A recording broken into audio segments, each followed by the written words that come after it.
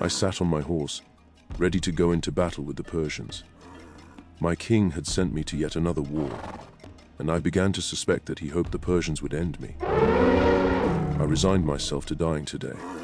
My request for more troops had been denied and we were outnumbered. My king feared I had become too powerful amongst both the people and my soldiers. He wanted me removed as a threat to his throne. I had no interest in ruling and palace politics. I lived for battle and was willing to die for the people. But dying because I had been betrayed by my king and set up for failure was a heavy blow. As a general, I felt responsible for the deaths of my men. If I died today, only my men would mourn me. If I survived but my army was defeated, my king would have a reason to punish me. If I defeated the Persians, he would find a new enemy to serve me up to, like a gladiator thrown into the arena. We were victorious against the Persians despite the odds. The people had been kept safe for now, and I could return to the capital to receive military merit from a bitter king. My surviving men could return home to visit their families. I'd made it back to the capital with only 2 assassination attempts along the way. I was summoned by the king immediately upon my arrival at the city gates. The king would be forced to reward me for my victory, but I knew he would also find some sly way to punish me. I welcomed the next obstacle he challenged me with. As I knelt before my king, I received 2 chests of gold as reward for my victory. He did not seem as unhappy as I'd expected. He was deceptively cheerful, and I knew he had already schemed a new way to get rid of me. He told me I was to retrieve a magical gemstone for him called the Sun Sapphire. It was said to be created by the god Apollo and infused with the power prophecy and divine clarity. He planned to use the Sun Sapphire against the Persians to defeat them once and for all. If he could learn of their military strategy before battle through divination and premonition, we would stand a better chance against their massive empire. The mission seemed simple enough. I'd journey to whoever had the Sun Sapphire and kill them to retrieve it. My king grinned maliciously before telling me who possessed the sapphire. He said one of the Gorgon sisters guarded the gemstone in her forest realm. It was Medusa's sister, Euryale, a vicious creature who could turn men to stone with one look.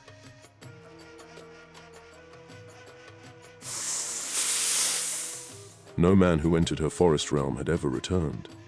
Her petrifying gaze and the slithering snakes in her hair were the last thing a man would see before she took delight in killing him. As much as he wanted the gemstone, I knew he'd be equally happy if Euryale turned me into one of the stone men who kept her company. Wanting to seem magnanimous in front of his courtiers, he offered a reward no intelligent man would want: his daughter's hand in marriage. Princess Cora was beautiful, but another deadly female. She'd had 3 husbands already who'd all died under mysterious circumstances. If I survived the Gorgon, the king intended to make me the 4th victim of her madness.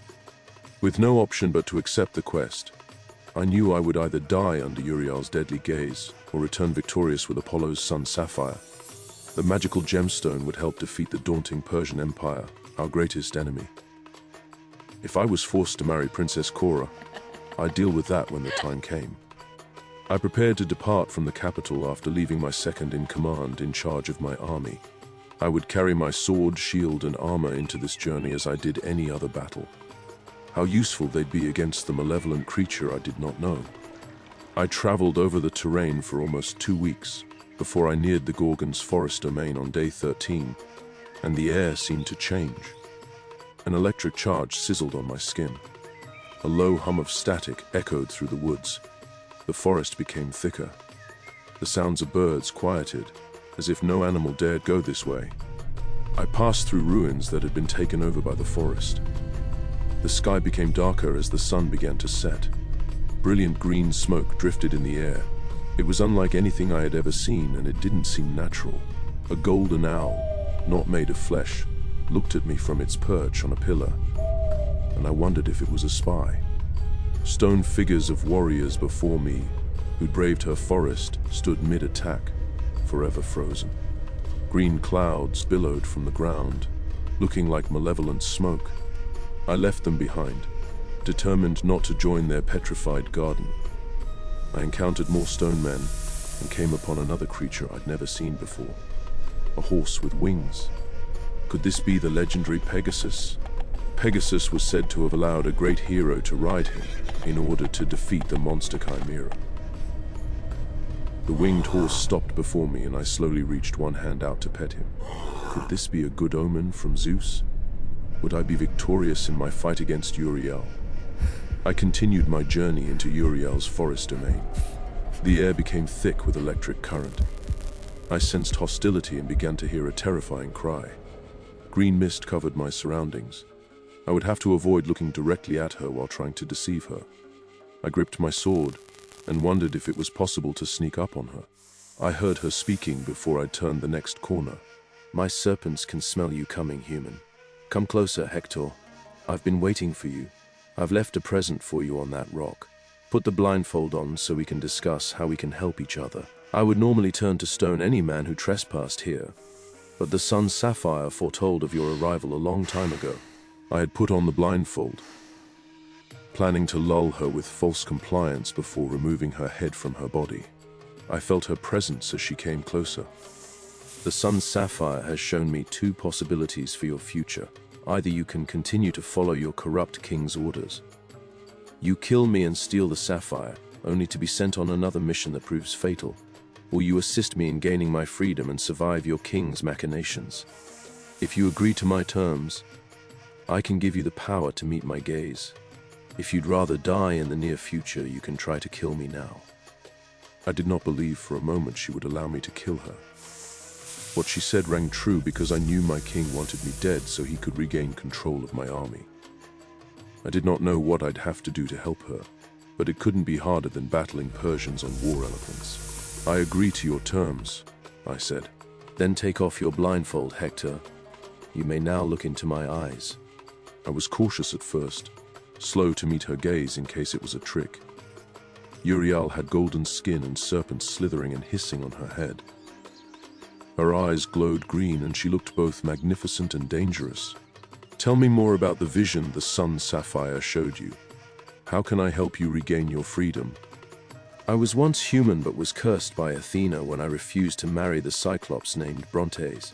She turned me into this creature and made my gaze turn men to stone as punishment. I am also confined to this forest, unable to escape as long as Brontes lives. But if you become my champion and slay Brontes, the part of the curse imprisoning me here will be broken. I've heard tales of the Cyclops race of one-eyed, monstrous giants who can crush a man with one punch. How is a human like me supposed to defeat one of those savage beasts? Just like how Apollo infused the sapphire with the power of prophecy and divination, I've also infused it with my power of petrification. When activated with the will to defeat your foe, it will turn any man or creature into stone. So you expect me to take this gemstone and turn the Cyclops into stone? The Sun Sapphire showed you this? How do you know I won't take the sapphire and leave you to your fate? If you steal the sapphire and fail to destroy the Cyclops, I cannot help you defeat your real enemy, the king. If you free me from this forest prison, I can free you from your sentence of servitude to a tyrant king. Her offer was enticing and backed with a prophecy that foretold both our meeting and my victory over her enemy. My instincts told me from years of war strategy that she would make a powerful and deadly ally. I accept your offer. A pleased look entered her glowing green eyes. The Sun Sapphire has shown me many things, Hektor, like your many exploits and brushes with death, how you escaped a Persian camp when captured, how you invaded and conquered Athens for your king. War is all I've ever known. My mother died in childbirth and my father was a regiment commander who raised me in military camps. I learned to wield a sword before I'd learned to read. I admire your bravery. I admire a lot about you, Hektor. I found her admiration oddly satisfying. This lethal, otherworldly creature admired a human warrior like me. She had much for me to appreciate too. Her strength and resilience after being cursed and imprisoned was commendable. She was also eerily beautiful, with her golden skin and glowing eyes. It must be difficult being alone here for centuries. But I'm not alone now, am I, Hektor? We're partners in our quest for revenge against those who've wronged us. Together we'll gain our freedom. The journey is far, So you'll take Pegasus. He'll show you the way. You'll go in 3 weeks when the summer solstice occurs and the Sun Sapphire is at its strongest power. The Cyclops race are remarkably durable, with keen eyesight and incredible strength. You'll have to take him unawares, and Pegasus bringing you in from the sky will blind him from you coming. As the days passed, spending time with Euryale was more enjoyable than I'd imagined. She had many stories about the chaos of the gods and the mortal men who had entered her forest. Some had tried to seduce her or lull her into passiveness before attempting to take her head. Turned them all to stone. If the Sun Sapphire hadn't prophesied my coming, she would have done the same to me. Instead, we'd become partners and even friends. She also seemed to enjoy my company. We spent hours talking each day, sometimes even well into the night. She provided a calmness that I was not accustomed to since I'd been in survival mode for most of my life. The brush of her hand or shoulder sent a thrill through me, and I began to realize I was developing feelings for her beyond friendship. This was the first time I'd found a woman so interesting. I was unsure of her own feelings until I awoke one night from a nightmare to her caressing my forehead. The nightmare had been of a particularly bloody battle where I had barely made it, but my best friend had perished. Her touch soothed my nerves. The day of my departure came, and she seemed a little reluctant to let me leave, but I now yearned to free her from the curse. An incredible female like her shouldn't be confined to one place. She deserved to be a queen. Promise me you'll return safely, Hektor. The Sun Sapphire showed me another vision last night that I can't tell you about until you return. Otherwise, it will interfere with the outcome of your journey to destroy the Cyclops. She was so serious I couldn't help teasing her. Don't go finding another champion while I'm gone. If any men wander into your forest, turn them to stone immediately. She smiled and gave me the sapphire, and I donned my armor before mounting Pegasus. I felt no fear on the flight to the Cyclops' cave. Pegasus knew the way, and we arrived the following dawn. Cyclops sat on a rock at the entrance of his cave. Pegasus landed, and I quickly held up in the sky the Sun Sapphire that I gripped tightly. As the sun rays hit the gemstone, blue energy burst forth, crashing into the Cyclops. I watched in fascination as he brought his hands up to his wretched eye and he turned to stone. After battling other mortal men for years, I found the change of opponent exhilarating. With Euryale's petrifying power infused into the sapphire, I killed an enemy I would not be able to defeat under normal circumstances, at least not without taking a lot of damage myself. Upon my return the following day, I announced to Euryale that the Cyclops was dead. I know. I felt the curse lift that imprisoned me here. Thank you, Hektor. I am now free to roam as I wish. You could have left yesterday, before I returned. Did the thought cross your mind? What if I wish for us to never part, Hektor? Would you like that? Gazing into her impossibly green eyes, I knew no other woman could match her. I would like that. She seemed pleased, and I knew our love would only continue to grow throughout time. Then let us bring the Sun Sapphire to your king as he requested.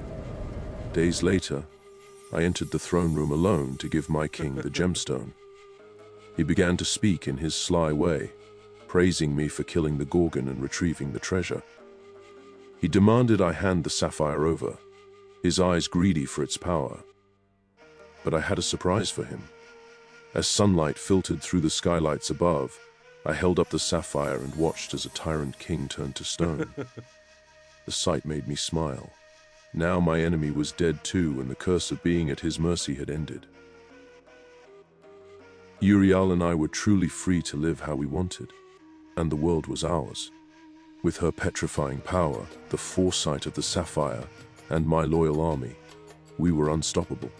The Persians were easily defeated in one battle, scurrying back to their lands and never to return.